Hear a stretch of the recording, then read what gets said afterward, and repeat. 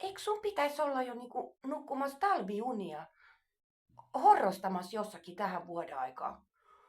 Joo, mutta kun Tyrä on ollut niin lämmintä syksy, niin pitää saada korkki kiinni ekana. Mut minä olen koko ajan etsimässä sitä. Mitä sulla oli asia, kun halusit salaa nähdä täällä metsässä? Mulla on vähän kiire nyt, Tyrä.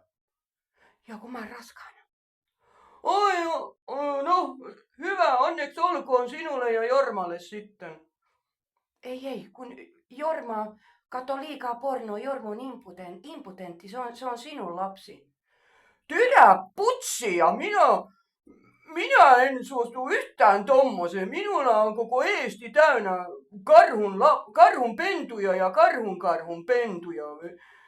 Eniten siellä Saaremaassa. Ja minä olen nyt menossa nukkumaan talviun. Ei minulla ole. Se ei ole hulluhan sä oot. Se on ihan mielipuoli. Rasisti sä oot. Mitä nyt rasisti liittyy tähän? Ja miksi meidän naisten pitää aina miettiä sitä suojaa? Voi tähän teki käyttää sitä kumia joskus. Kuule, minä kerron sinulle, silloin se vanhaa Neuvostoliitto-aikaa.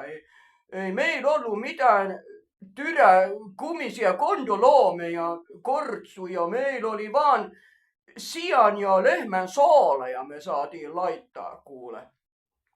Mut sinähän olet mielipuoli, hullu.